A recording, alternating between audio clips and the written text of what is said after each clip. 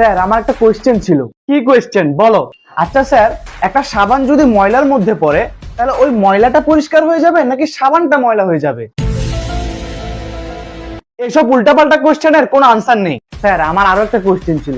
আমার কোয়েশ্চেনটা হচ্ছে, প্রত্যেকটা সাবানের বিজ্ঞাপনে বলা হয় সাবানগুলা 99.99% জীবাণুকে ধ্বংস করতে পারে, তাহলে বাকি 0.01% জীবাণুকে ধ্বংস করতে পারে না কেন?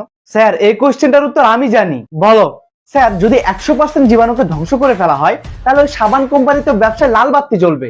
আর এই কারণে ওরা চালাকি করে 0.01% জীবাণুকে রেখে দেয়, যাতে ওরা নিজেদের মধ্যে প্রজনন ক্রিয়া সম্পন্ন করে বংশ বিস্তার করতে পারে। আর ওই সাবান কোম্পানিরা যুগের পর যুগ ব্যবসা চালা যেতে পারে। বিজ্ঞান খুব ভালো পারো। ঠিক আছে, বলো বেগ কাকে বলে? স্যার আমরা বিদ্যালয়ে যাওয়ার সময় বই, খাতা, কলম ইত্যাদি জিনিসপত্র যেটাতে বহন করে নিয়ে যাই সেটাকেই ব্যাগ বলে।